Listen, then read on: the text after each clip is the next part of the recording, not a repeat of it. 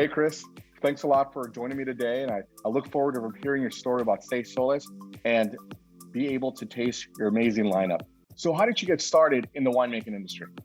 I know it's a cliche answer, but I fell into it. I wanted to get my doctorate in physical therapy. So I took a job entry level at a big winery in the Central Valley. I started off just dragging hoses and working in that area. You're compartmentalized and you learn a really small piece of the winemaking. And I got really excited. I thought, man, this is interesting. So I decided to start applying for jobs out in Lodi.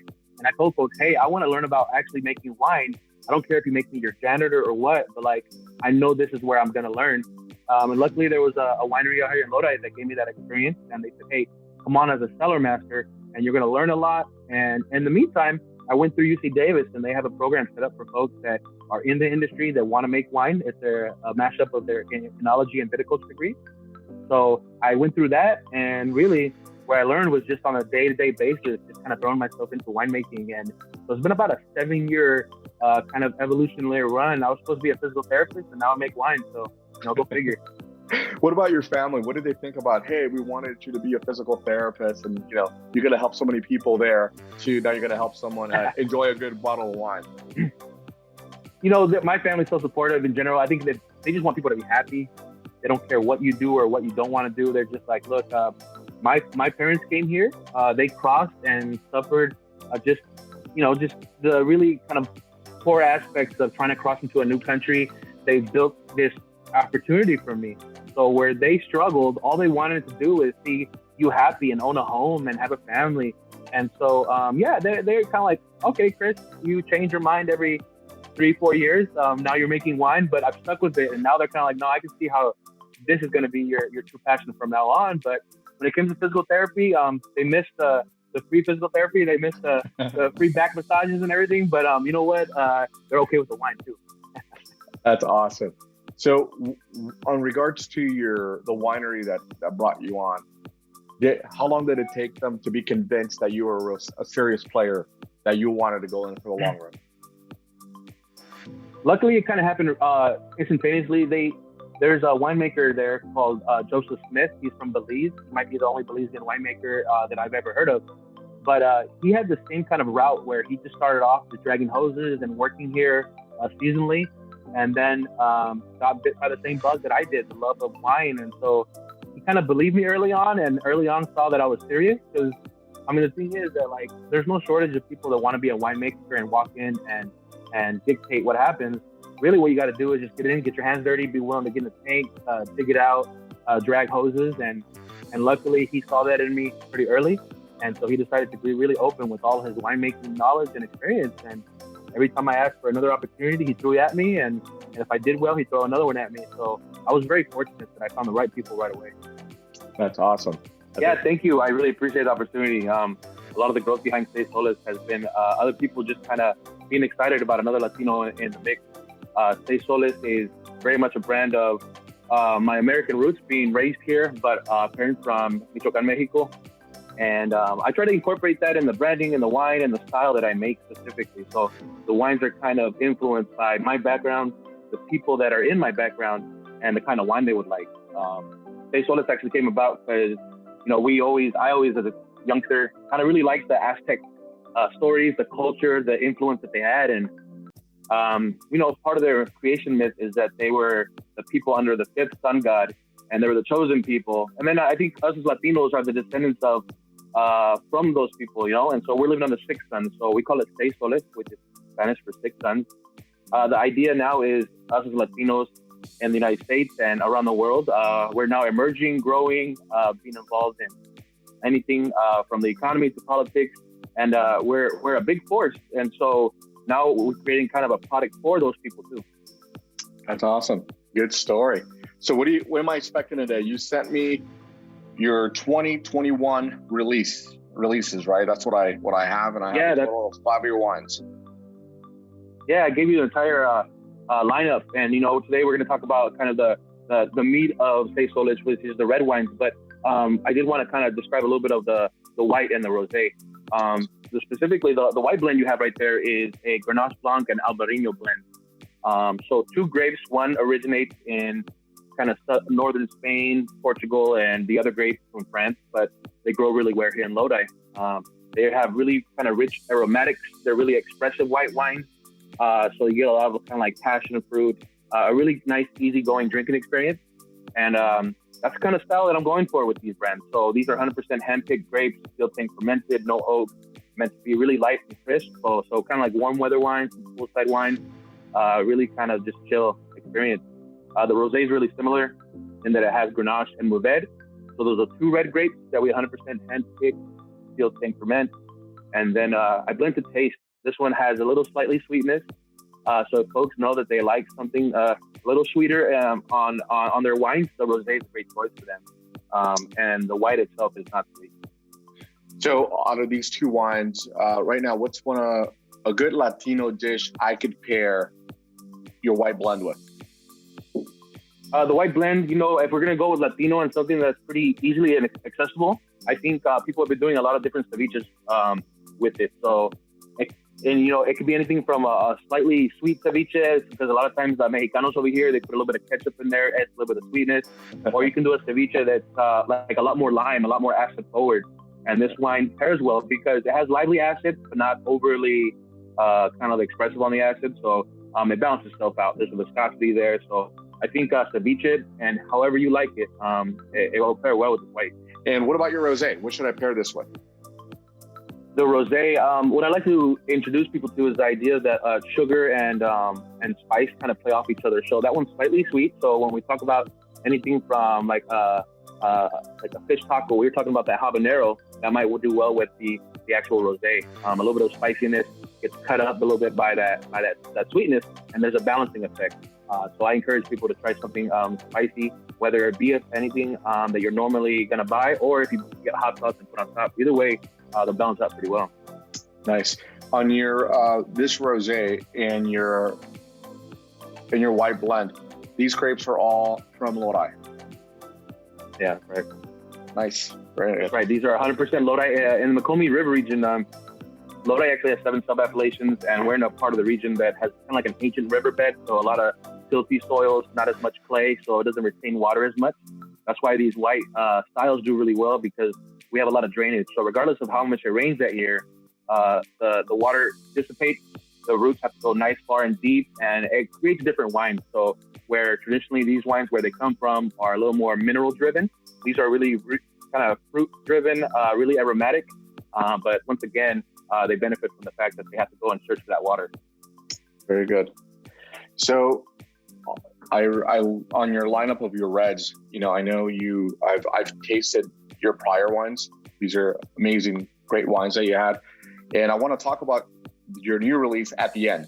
This is like is where I want to create the anticipation for this wine, which I had a little bit of a taste this morning, and shocked, amazing surprise. Of course, you make great wine, and I know why it's so good as well. So we'll save that one for last. But tell me, what changed on your red blend on this one? Well, thanks for asking that. That is the biggest difference between the 2 vintages. So 2018 is what you currently have in your hand.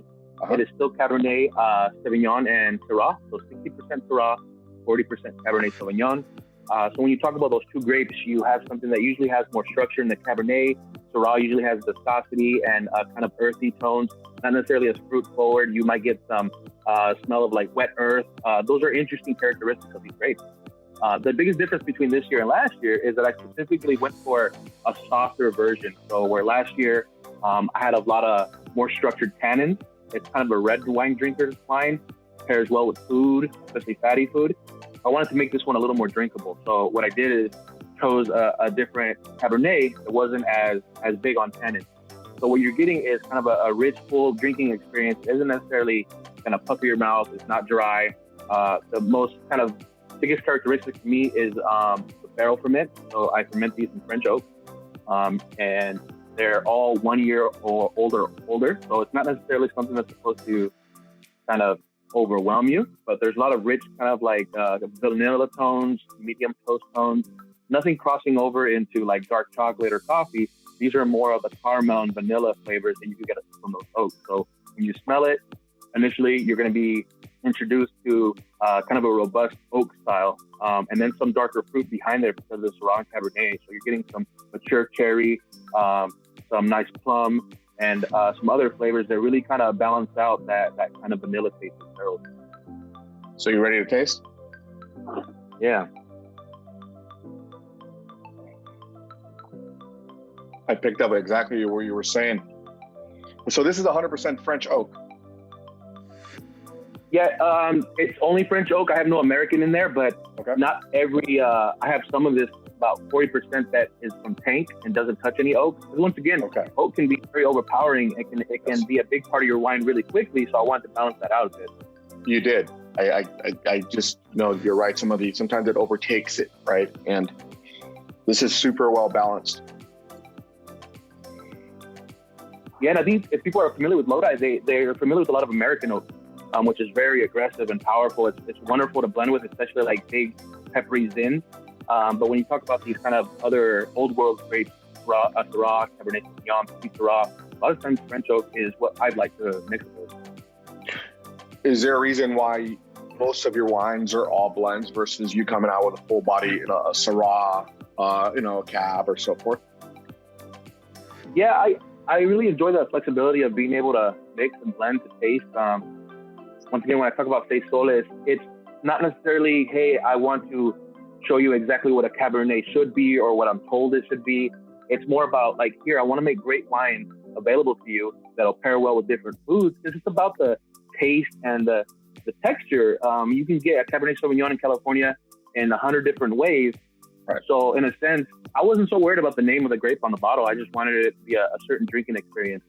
And specifically this red blend is supposed to be a really kind of a viscous experience without being dry. So if you have someone in your life that's like a new red wine drinker, this is the one that they probably should try first. Got it.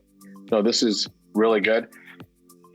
It doesn't have, an alcohol nose either, which is good. You could smell the fruit.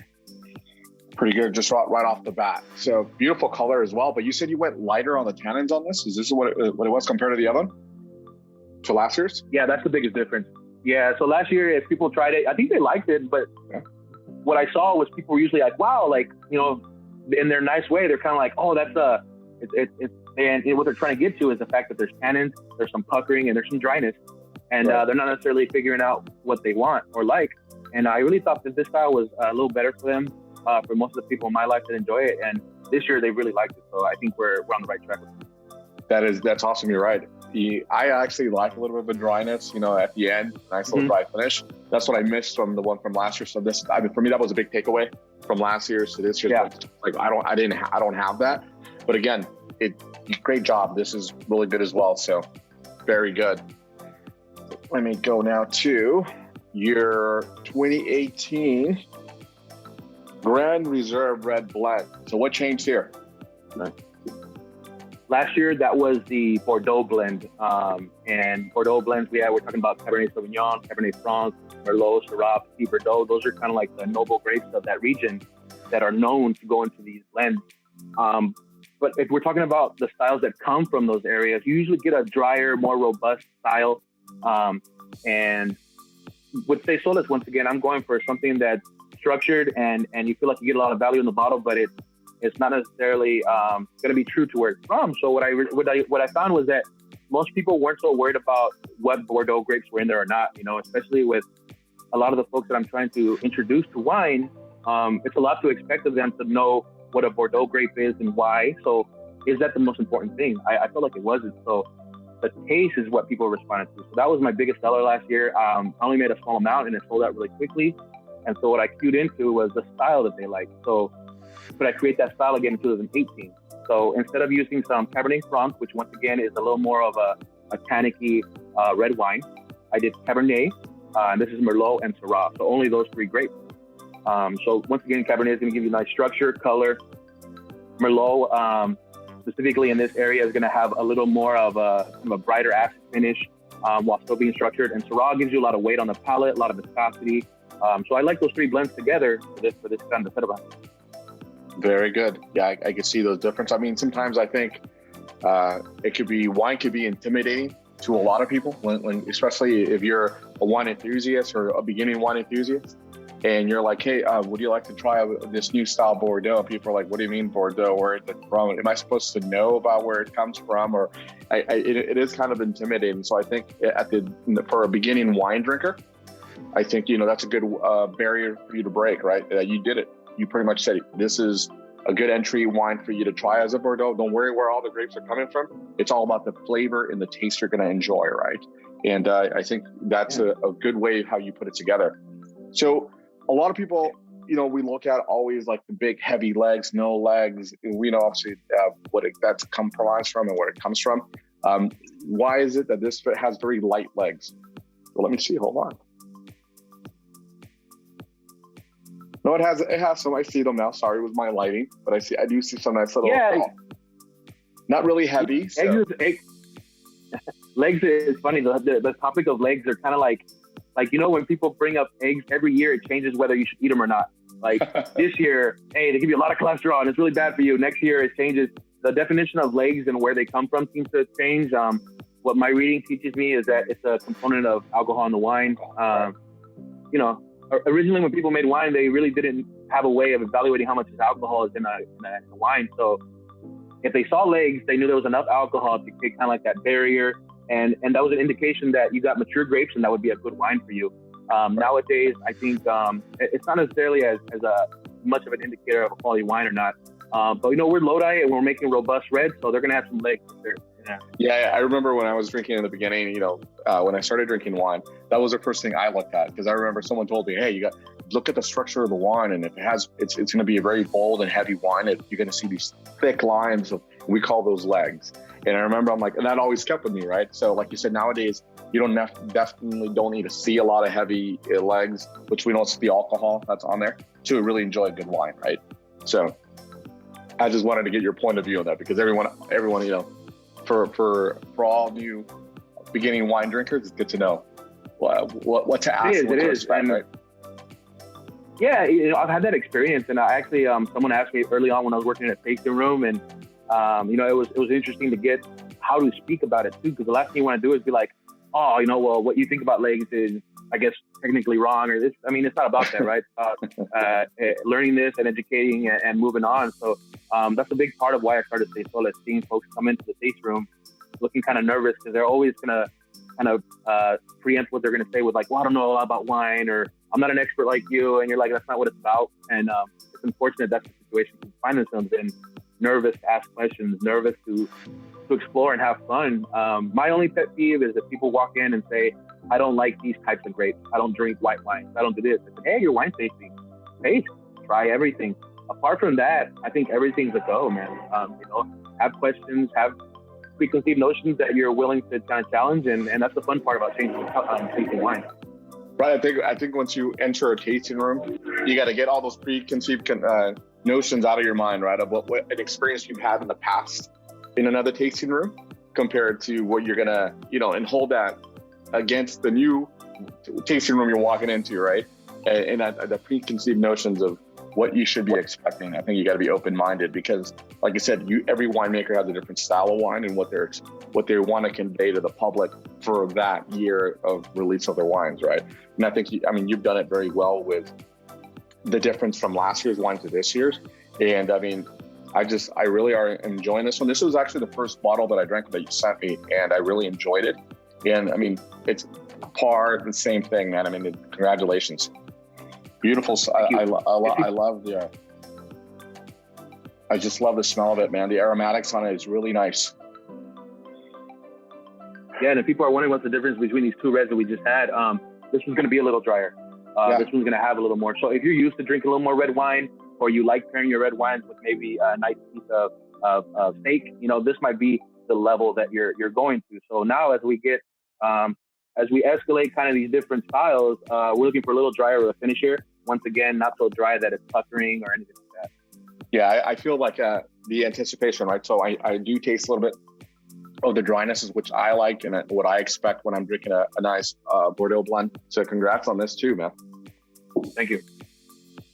And I really want to finish this one off. This can't go to waste. Hey, please do. No. That's what it's for, Last year was a big reception for the Reserva. But I am trying to make 3 different wines in those red blends. The last thing you want is like, well, you have 3 different blends, but they all taste similar. And that's something that I don't enjoy when I go to wineries and, hey, I have these 5 different wines, and you start seeing too much similarities and you're like, that's fine. But I guess when you see a different bottle, you expect a different experience from it, you know? And you do. I mean, you achieve that because they are, different. They're all different blends, but they don't taste the same. Actually, I can taste the difference of these 2 off totally different from what you're getting. So very good.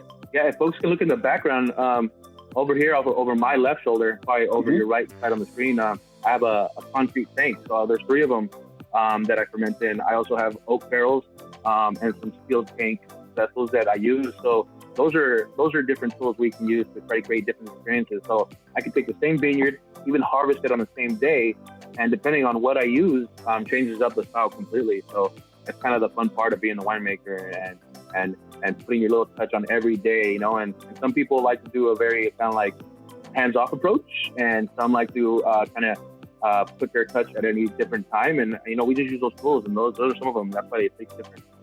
Well, that's good. I think, congratulations. You accomplished it very well. And I like the 3 different types of, you have the barrels, you have the steel tanks, and then you have the concrete, right? The concrete tank. Mm-hmm. Is that what it's called? What is it? Yeah. Usually, depending on the form, some people call them eggs because nowadays the newer folks, when they're making them, they make them in an egg shape. But these are old school. They're actually open top concrete fermenters that I can variable capacity. So they're pretty versatile actually, and I really like them. And normally, how long do you keep something fermented in there? Reds depends on how quickly, but anywhere from like 8 to 12 days from the time that it goes in there, from the time that I'm pulling it out to press it off. Especially since, once again, we're talking about having wines that aren't as tannin forward, so not as dry. So if I leave them on the skins longer, they start extracting more and more tannins out of the skins and seeds. So I like to get it to a point I'm tasting every day. When I get to the point where like, hey, that's where I want it, we take it right off and separate the skins from the juice, and it's fully fermented wine at that point. So how much fruit did you produce last year? You mean for fruit for the 2020 vintage, or yes, the 2017 wine that I put out? Well, both. It's convoluted, huh? Yeah. All right. So let's do both. 2017 was my first vintage. So total, I did about, let's say about maybe 3 tons between everything I did, which isn't very much. You go to a big winery, that's how much they spill on the ground on a daily basis. So that's why the 2017, my inaugural vintage, was pretty small. We did that Grande Reserva, only 50 cases. But what I found was that people really liked it. And in 2018, I anticipated a little bit of growth. You plan on people liking it. You hope people will like it. And luckily that came to pass. So in 2018, I went out to about 10 tons, and so any given year, I'm trying to increase, anticipating. But that's the hard part. Like 2 years from now, how do you know what's going to happen and who's going to want to drink your wine? So it's worked out so far, but this next upcoming vintage, 2021, is going to be my biggest yet. We're going to talk into up into the 20s, 30 tons, and just kind of taking advantage of it. I have a lot of rapport and connections here with some farmers in the area. I've been working with them for years, making wine for other companies. And now that I want to make my own, I said, hey, can I get a couple tons? They're like, yeah, of course. I'll give you anything, So we worked out a deal, and it's a great experience. That's awesome. I love that. I like how, how you're scaling your business every year, right? And you're going to meet your goals. And just because obviously you're producing great product and you have the availability, if the demand is created, you have the availability to do it, right? And that's why I asked, what's your growth projection in the past and how much fruit you did, because we definitely want you to keep making this great wine, right? So I appreciate it. No, I'm gonna keep doing so. The interesting thing is that those rosé and white are 2020, so those were on the vine a good 7 months ago, and we ferment them, and now they're in a bottle. The red wines, 2018, so they've been in the process of being made for over 20 something months. So it's a much different style, and trying to anticipate what you're going to do and everything can be fun. And that's the fun and crazy, exciting thing about this kind of work, because what do I know is going to happen in 3 years? Things change, and you just got to roll with punches. Right. And one of the things what's your price difference from your red blend to your reserve? The red blend is $23, and the Gran Reserva is $35. So we're talking about what? About $13 maybe. Yeah. So this is a great entry wine for anyone who wants to try a nice little blend. This is a little bit more, and but it's well priced for what the product. I feel it's a little bit underpriced. It's a great deal for what you're getting from that bottle. But again, it's also making it accessible for everyone to try, right? And I think that was the most important part. Very good. Yeah, I've gotten that feedback a lot. People are always like, "Hey, why are these so underpriced?" And if you want to bring new people to the table, you got to make it accessible to folks. And not everyone is gonna be able to enjoy a bottle of wine every night. But if you have a special event this weekend, these are the kind of wines that are accessible and provide a good experience, but also won't break the bank. It's kind of what I'm going for with those. Right. In the future, are you looking to only have wine direct to consumer, or are you looking also to have some type of retail space that they could take on your product? I think I want to see it in retail. Once again, when we're talking about the folks that I want to have access to it, it's going to take a long time for me to be able to tell my story through direct to consumer kind of thing. And that's my focus. But I'd also like to see it accessible. So if you're going to the grocery store because you're buying your groceries for that week, you have a great meal coming up, you're going to be looking for something to pair with that. You're going to go to the wine shop or the wine section, and I'd like to be there for sure at some point. Who knows when it'll happen? Right now, I'm small enough where that's not necessarily the focus right now, because one store would clean me out. but eventually, I would like to see these wines accessible.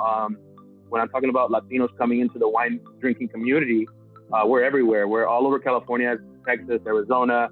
We're pretty much in every state, but I would like to see in California, everywhere, up in North and South California, have these wines available. Yeah, I love the fact normally when we go to shopping to like a Costco, they have it right. The wine is right next to the poultry and also next to the steaks and the fish, right? So it's like you can't not avoid looking at the wine while you're there, picking out whatever you're gonna have for the week or the day, right? So you definitely, I love to see more good Latino wines at that retail level. But like you said, you're reaching out and you're doing your direct to consumer effort, which you're doing really good at it. But obviously making it accessible to everyone at retail level would be it's a good goal for you to have and you're going to reach, because eventually you'll get there. I mean, your product is well priced, it's really good, and it's just a matter of just some time, right? Put some work into working with retailers and distributors on that standpoint. Right. So coming to your SolTierra. So this wine, what prompted you to make this? SolTierra, it's a concept I've always had in my mind of trying to do a little more of celebrating the fact of what's important in winemaking, and the most important things are the sun and soil. So in Spanish, that's sol y tierra. So I created a bottle called SolTierra.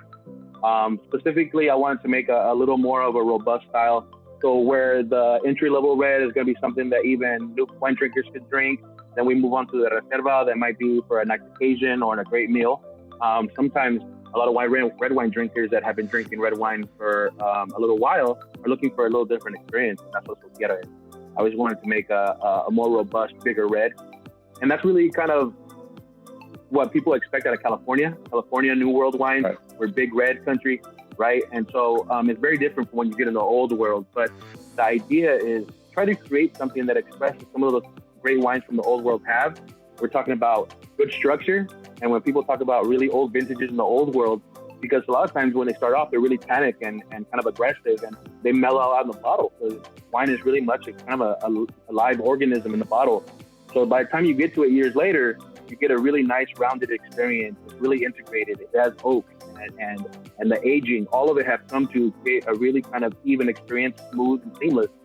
And the trick as a winemaker in California is to try to replicate some of those aspects that you might like, and maybe try to replicate some that you don't, making a different experience. So the SolTierra is meant to be kind of a red wine drinker's red wine. Got it. So what is the blend on this? This is 70% Cabernet Sauvignon, okay. 20% Petit Syrah, 5% Merlot, and 5% Petit Verdot. So this one has, the interesting thing about this one and what makes it different is that we have 10% Petit Syrah coming from Napa. And so what I like to do is use some of those wines that it's only a small amount, but that small amount of very structured, tannic-y wine that when you drink it out of the barrel, it puckers your mouth right away. I use it to blend and kind of make a different experience. So that's why this one's so different. It has 10% Petit Syrah, as well as about 5% wine that's older. So there's wine that I've had Cabernet Sauvignon in a barrel that has been aging for 5 years.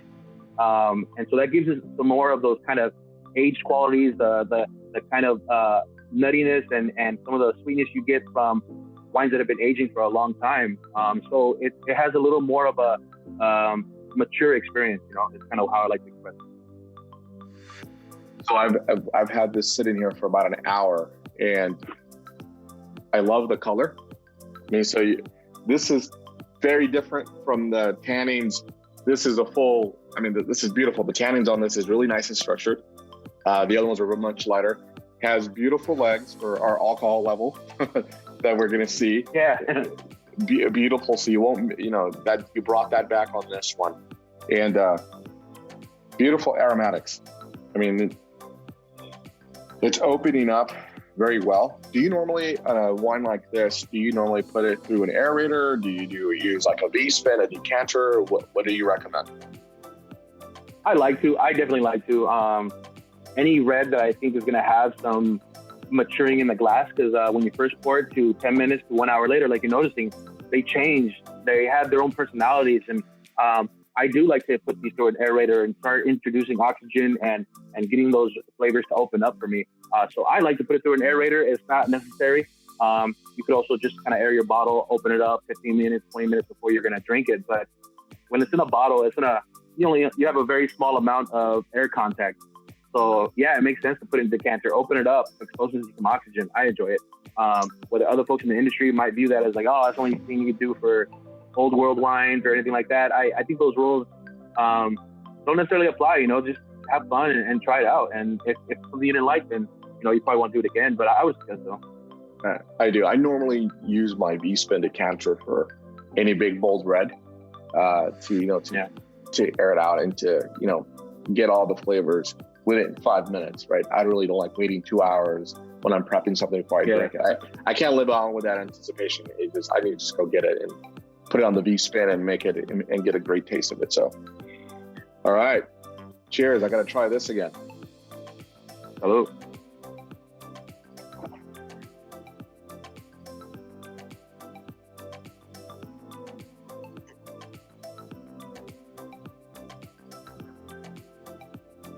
Wow, Chris, congratulations, man. This is a home run. Great wines, your other vintages, but you really knocked it out of the park with this one because it stands out completely. It's a complete standout from your prior wines. And you also did something very different on this one. I mean, what's the big, I know you got Napa grapes, and I think that really does reflect on this. And having an aged some cab grapes in there longer, and obviously this one's 70% cab. I think that this tastes a lot like Northern California wines, right? This tastes like a very Napa Sonoma style. This is what I'm getting out of this. The biggest thing that I enjoy is how long it finishes. And a lot of it has to do with that kind of bolder fatigue from Napa. A little bit of that aged wine. So the experience kind of just lingers. You have it kind of lingering on your palate for longer. And I think people that like a little more of a kind of like a premium wine expect that. Right. And I love that this one from very light dry to getting the dryness to this has that finish. I have a nice clean dry finish at the end, which I expect when I'm buying a high-end wine. And for the varietal that I'm drinking for that night. So what's your price point on this? That's retail $65. This is definitely well priced. I mean, this taste is even a little bit more expensive than $65 wines that I've had. But again, I think it all has to do also, I've tasted some really expensive wines, they're not that great. And then the tasted some less expensive ones are really good as well, right? But I think for what you've put together from these blends to this one, and obviously now getting some grapes from Napa really did make a big difference in your whole lineup, and definitely worth the price you're asking for, because it acts as your premium, complete premiumness, a product for what you put together. And what's been the reception with people drinking this and ordering this from you? Good. I've gotten a lot of good reception. A lot of people reaching out like, hey man, I love your wines. I love your wines this year, but this one, you did something different. And it's exciting to venture out into this new kind of space and try something out. You never know. So people have been loving it. They're picking up on we're picking up. Okay, this is more of a red wine drinker's red wine. Right. This is rounding out the Seis Solis experience. You can get into Seis Solis whether you're new to wine, whether you're experimenting with food and wine, or if you've been drinking for a long time, and there's something for every person at that level. No, I think that's really good. I love how you have your well-balanced, your white and your rosé.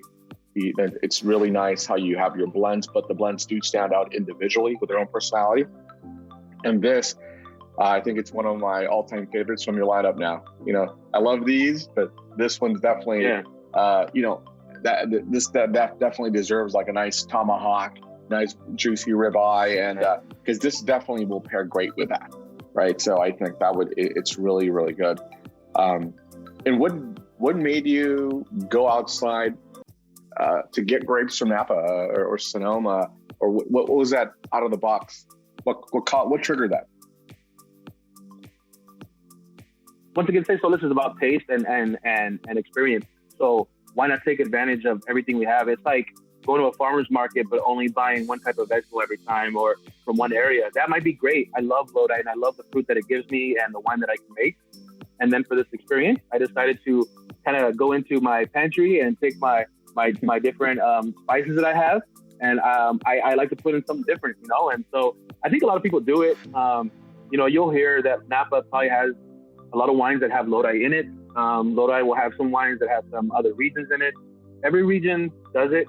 And so me, it's just more of a transparent kind of, this is exactly what I'm doing. This is why I hope Seis Solis can be a vehicle for people to come to experience wine and understand it and have a lot of aha moments. It's not about impressing you and being like, this is what it is, and trying to make you feel like you're dumb for not knowing it. It's more about like, let me tell you exactly why I did this so that you know what you do and don't like about wine. So if you go to another region, try another wine, you'll start picking up on some things like, hey man, this has some Petit Syrah, and I remember the other Petit Syrah. We're making connections and now we're having a lot more fun. People are going to want to keep drinking wine. They're going to want to keep bringing new people to wine. And that's what it's about. That's true. I love that transparency on, and like you said, I pick up, the Petite. I'm like, oh, that's really good. That's one of my favorite grapes as well. So that was a very good compliment to the wine, right? So you that new coming up for next year. Are you going to be working on this year? Yeah, I have a Fumé Blanc, which is a Sauvignon Blanc with light oak that I'm working on. I'm really excited about it. It's still kind of really fruit driven, but it has light oak expressions to it, medium toast levels. So it's not necessarily it's not your 90 Chardonnay oak bomb. It's trying to have a little more refined approach to something that people might want to try. People are like some Sauvignon Blancs. I haven't seen too much Fumé Blanc, so I want to do that. I also, this year, I'm going to be fermenting maybe from the coastal area, some Gamay, and make a Beaujolais. So that's more of a really kind of young drinking wine. It's meant to be kind of enjoyed really early. It goes through a process called carbonic maturation, which we can get into another day. But a lot of Pinots do that. A lot of Beaujolais wines do that. And it's a really fun kind of wine that you can use to have great experiences when it comes to tapas, aperitifs, small little bites. We can talk about charcuterie boxes. Those type of wines like a Beaujolais are really exciting to pair with those. So I'm excited to try that pretty soon, and hopefully maybe like a Tempranillo soon. I think I'd love to do a Tempranillo to kind of, especially with it being a Spanish grape and Seis Solis being part of a Latino experience. I think I want to put some of that out there too. So now that you're talking about Latinos in general, what's been one of your biggest hurdles as a Latino winemaker? I don't know. That's a funny question, and there's sometimes you just don't know what expected you specifically as a Latino winemaker. As a person that knows the industry, I can kind of talk about some of those experiences. I came into Lodi where a lot of these families have been here for generations. The people that are making wine here have a lot of respect for the land, put in a lot of hard work. And when you're new to the area, you might, they might be like, well, do you really care about Lodi? Do you care about the wine that's made here? Or are you just kind of coming in to take advantage of it? And if I've ever felt anything, it was just early on, because I was a new guy just telling people, hey, I would love to make wine. And in the wine industry, you hear that a million times a day, but you don't see too often when people really want to put in the work for it, right? So I don't think I faced a lot of experiences here as a Latino winemaker, but as a new winemaker, you gotta earn your respect from the older kind of people that have established here before. But when it comes to making wine as a Latino brand, I think really I'm doing this at a great time, because people are excited to see that. To see, hey, what's your take on the wine and the experience? So I'm about 8 months into it, so maybe I'll have a better answer for you next time. But as a Latino winemaker and kind of any kind of feelings, I mean, when we talk about the nuts and bolts of a business, those are tough things. When you talk about being able to get borrowing from banking, things like that, those are the roadblocks that we face. Because I know a lot of Latino winemakers that make a little bit here, a little bit there, because we scrape our pennies together and we make something. It's more of a passion project. Mm-hmm. But wine is tough to grow. So I think when it comes to any minority or women in wine, getting startup capital, all that kind of stuff is not the sexy part of wine. I get it, but those are the real roadblocks that we face. And now the next roadblock is going to be trying to get in front of maybe a buyer for like a local a store, and does that play into it, where traditionally most of the time winemakers that come in and talk about their brands and to sell it don't look like me? Does that play in? I don't know. Maybe. I don't really like to play the race card, but you never know. But right. At the end of the day, I don't have the luxury to worry about it. All I'm going to do is tell them my story, how much I love to make wine, and hopefully they understand. And that's all I can worry about. I can't worry about the rest. That's a great ending note, man. I love that. Regardless of your challenges or what it is, you're doing this really for the passion of it, right? You have a great passion for it. You're dedicating your time to it. You're coming out with some great product. And most importantly, people are buying it from you. So again, Chris, thanks a lot for sharing your story with me. I really appreciate this beautiful lineup that you have. I'm really excited to enjoy this with a nice steak, a nice tomahawk. And again, congratulations on your product. And you keep going forward, and we're going to keep on supporting you, man. Thanks again.